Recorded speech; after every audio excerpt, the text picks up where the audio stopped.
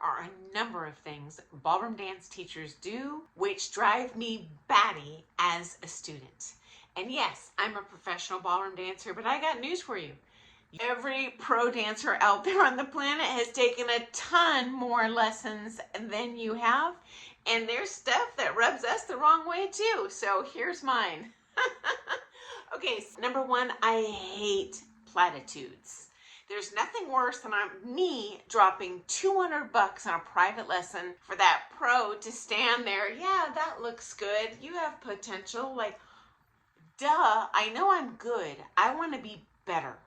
I have no problem with someone berating me and telling me how horrible I am for an entire lesson, because that's what I'm paying for. I want to hear what I'm doing wrong. Now, is it helpful to hear what I'm doing right? Yeah. At least I got some things right, and I know not to change those things. But you know what? I sure as heck want to know what I'm doing wrong. Okay, number two. It really stresses me out when I am struggling with the concept. Hey, happens to us all in that private lesson. And I ask the teacher, hey, I'm really struggling or I'm stressing out. Can we move on to something else? Done. No. They just want to pound about one thing for 45 minutes, and I'm getting nowhere. As a matter of fact, I'm getting all worked up and darn near crying. My retention level is getting worse. There's no way I'm going to learn this concept. So I do like, if I have an issue that's just not making sense to me and I'm getting jacked up emotionally, that the teacher responds to me. We have a two-way communication. Like, okay, let's work on something else. Because you know what? I got 100 other things that I'd love to fix. I'm just going to be a little more receptive to that day. One of my fight or flights and all jacked up. Okay, number three. I go nuts when I take from a teacher who is perpetually late.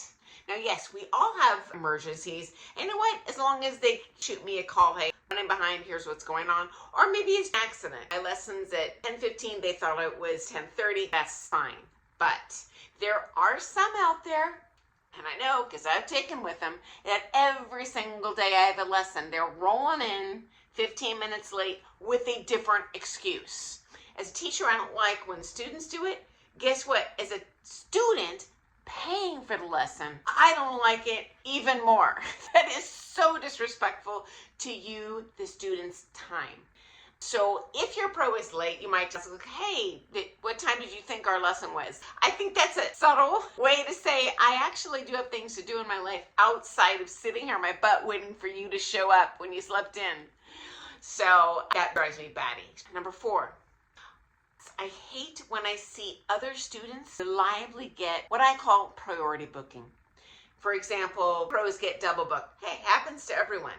But if I'm constantly the one put on the back burner, oh, let me reschedule you. Oh, you can wait 45 minutes.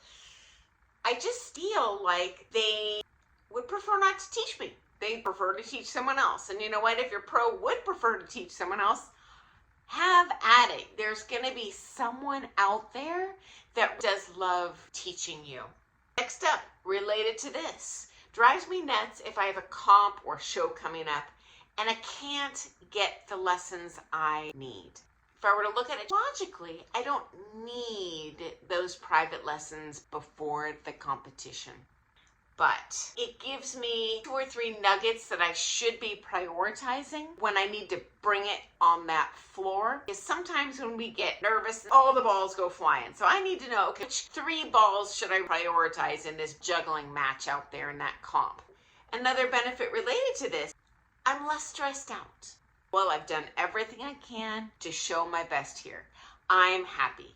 I actually have left better coaches for worse coaches just because I could get the lessons when it came to crunch time. Is it preferable that I take with my favorite, the ones I feel like I'm getting the most from? Absolutely. But you know what? If your pro can't perform that service when you need it, I personally would look elsewhere for support. Finally, I dislike when I'm taught too slowly. Granted, when I first started out ballroom dancing, new to the game, hey, I wouldn't push too hard. I would slow it down to focus on 1 figure, max 2 for that 45 minutes. But once you get to be, I'll say, an experienced student, you learn how to learn, which is great. At that point, my ability to receive information and muscle memory, it's way better. And I feel like I'm wasting my time and money when I pay someone for literally 10 lessons in a row. They want to look at one figure. When I could get bang for my buck, look at that one figure, but you know what? I can look at a natural turn and a lot of dances instead of just foxtrot, foxtrot, foxtrot, natural. One figure, not enough for me. Now, I am a technique geek. Give me 4 figures in that 45 minutes. This is good. Unfortunately, I have dropped a ton of coin on a coach who will slow it down. I don't know if they're trying to milk out the money. I have no idea, but I don't like it.